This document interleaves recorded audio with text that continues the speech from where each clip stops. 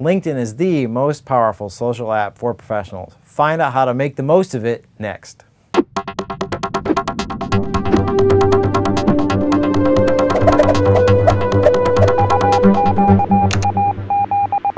Hi, I'm Stuart Mackey of Mackey Productions. I'm here with Jonathan Pudas, and he's here to talk to us about LinkedIn. Hello, Jonathan. So, what is LinkedIn? LinkedIn is a social media application that allows professionals to network across states, across countries. It's used by about 300 million people worldwide. That's a lot of people. It's a lot of people, and it's a fast way to build a professional network and actually contact people who may be useful to do business with or assist you with your business. So I have a LinkedIn account. What are some things I really need to make sure that I'm doing right on my LinkedIn account? Well, we can go through about 10 things. First of all, I'd say look at your photograph. And when I say photo, I mean photo, not the gray ghost image that comes up when you first create a profile. Exactly.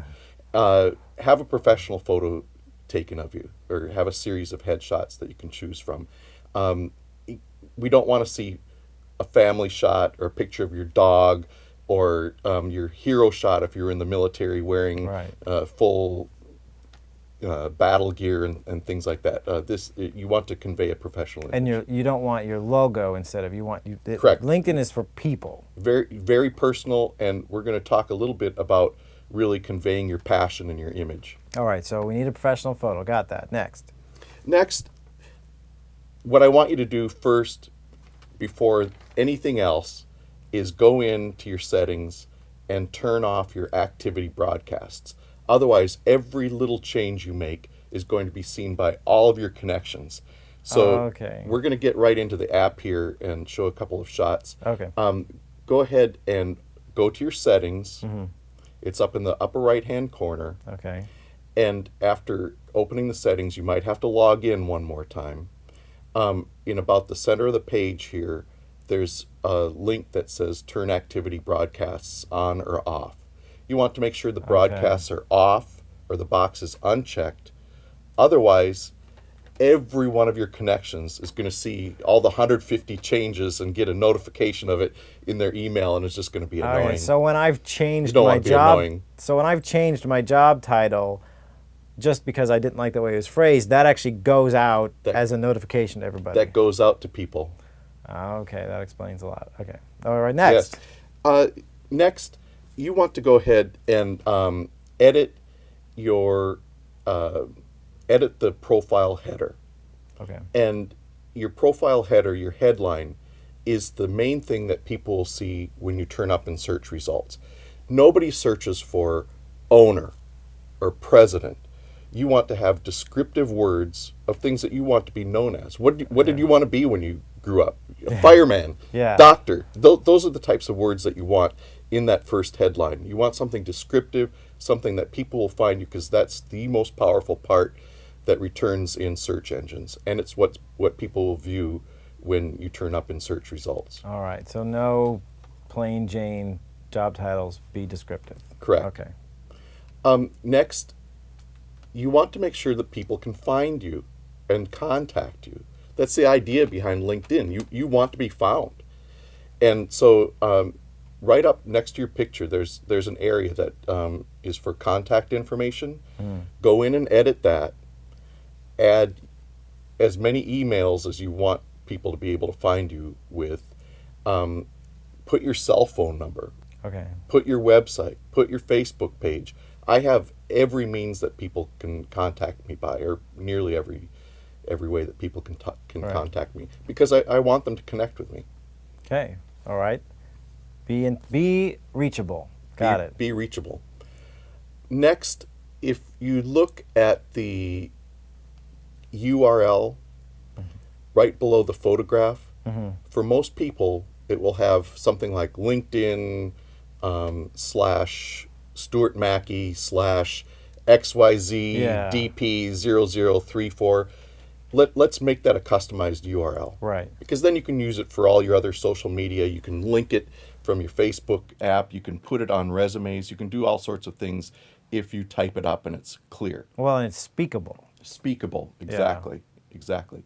So go ahead and click on the edit link next to that URL, and it's going to open up a page where over on the right-hand side, I believe, there's going to be a custom URL option, and it will have a little prompt and a little box where you can type in what you want to be your custom URL. Mine is my name. No spaces, no dashes, just Jonathan Pudas. Okay. For people with a more common name, John Smith, Yeah. they won't be able to claim John Smith. They're going to have to come up with John Smith 1959 or Okay. something like that. Yeah, that makes sense. So a custom URL. Next, what I really emphasize to people is LinkedIn is about keyword search. And when recruiters, businesses, anyone searches for you, they're using Boolean operators, they're doing advanced search, and you want to have as many keywords in your profile that you want to be found by. Okay. So in your headlines for each of your jobs, each of your positions, your experience, go ahead and maximize those as well. Don't just So just like at the top where you talked about the main headline, you want to make sure that it doesn't say grocery store clerk. It says something more descriptive. Customer service professional, concierge, those types of things that are descriptive. A good example for the military people I work with transitioning military members. We tell them don't have supply NCO. You want to have logistics manager or logistics the professional, non-government label. Right, clearer. associate director of logistics or something like that. Just you can put the military, but then next to it in parentheses or something like that, put the civilian equivalent. Okay. And the same thing for a job title that people may not be immediately familiar with. They should go ahead and just expand on it and add those descriptive remarks. And again, those headlines for each of the experience levels are searchable keywords when people are looking for you. Okay, good. Right up at the top of the page also, even before the experience, there's a summary section. Right. And often you see people summarize their professional career. Mm-hmm. That's fine, but one of the nice things about LinkedIn, it's not a resume. It's a way for you to connect with people. And you want to build those connections and find something in common. Right. You want to see what I'm passionate about. And the place where you can show that passion, where you can convey who you are, excuse me, is in that summary section. Mm-hmm. And so it's okay to put some personal things in there. If your hobby is restoring old air-cooled Volkswagen Beetles, it's okay. If that's what you do after work, go for it.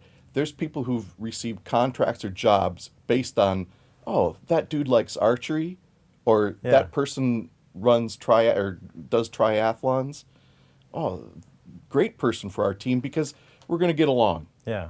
I can do business with that person because we can get along. We have something in common. I think something that's common with all the social medias is, especially when it comes to business, people don't do business with businesses. You do business with the people who represent those businesses. And so you got people, I think in this social media era now, too many people are trying to get in social media, but they're putting on that business facade. And so what you're kind of really saying is be yourself. And I would say that's true on all the social media networks. I mean, don't create an alias account for any of the social networks on behalf of your business persona. Be you. Know, like, and trust. Exactly. What else you got for us? Right up at the top by the photo also, there's a number. Mm-hmm. And it's a score. It really is, the number of connections you have. Some people don't care about it. I like to see 500 plus connections. What that tells me is you have a network, mm-hmm. you know how to use the tool, and if I connect with you, you can possibly give me introductions to other people mm-hmm. I want to meet. you have a large network that I can possibly tap into. People who don't have a large network are sometimes very protective of their contacts, and I can teach people how to offer that protection, without sharing everybody that they know and all their information.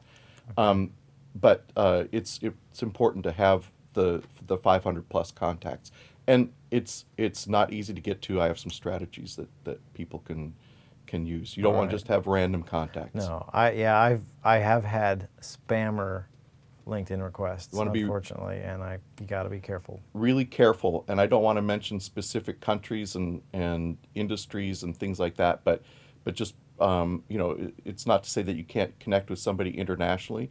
That person may be able to do something with you if you do have a need to outsource something that you just absolutely can't do in the United States, for example. But you want to be careful who you're doing business with. Just like any time. And then I always like to tell people the way that you can connect to someone that you're otherwise not a first, second, or third level connection with, like a friend, friend of a friend, friend of a friend of a friend, is to join groups that people are in. Maximize the number of groups you're in. You're allowed 50 in LinkedIn. So you want to find 50 groups that are going to be related to your profession or to the people you want to connect to. If you see someone's profile and you have no other connection to them, one of the things that you can do is look at their groups, join the group they're in, and then connect to them via that group. LinkedIn doesn't just allow you to connect with everyone. You have to be close enough in the degrees of relationship or have something else already in common. But not every group is an open group. Some are professional closed groups that you have to have professional credentials or something else. And then a lot of them are moderated and someone has to approve you. Even if they're open, they still have to approve you. I've seen that. Yeah, exactly. Something in your job title or in the description has to indicate that you're a member of a professional organization that group supports or related to it. All right. And then because it is a networking tool and your profile's out there for everybody to see, there are concerns about privacy.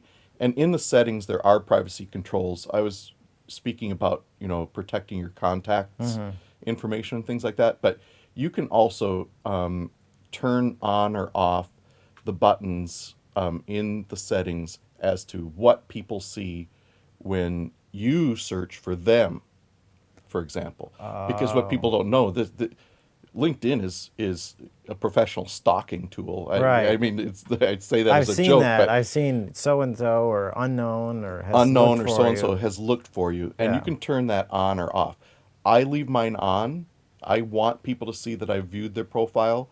I like to see who's viewed my profile because it gives us an opportunity to say, hey, I see you viewed my profile, and I think it was because you were looking for someone who does consulting in medical practices. I think we'd be great resources for each other. Would you like to connect? And I'm going to close with that point. When you send an invitation to connect with someone, don't do it from your mobile app. Don't do it from your iPhone or other mobile device, iPad. You want to do it from your computer because only the full application gives you the opportunity in that invitation to go in and customize your invitation to the person.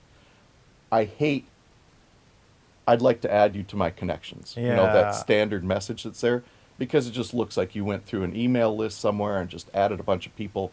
You want to try to build some type of connection, right from that first message. Thank you for watching the Social Media Video Podcast. I'm Stuart Mackey, and Stacy and I want to both thank Jonathan for his time he gave us on this episode. It was very informative. There was a tiny little bit more to this video, but there was a weird problem with the microphone. So Jonathan did invite you all to connect with him on LinkedIn. Just make sure to mention that you heard of him on the podcast. If you did enjoy this episode of the podcast, please leave us a review on iTunes by visiting socialmediavideopodcast.com/iTunes, and make sure to like our Facebook page as well for more episodes of this podcast and helpful tips and social media tips from other experts that we trust and from our friends. So thank you very much, and don't forget to subscribe on iTunes and YouTube.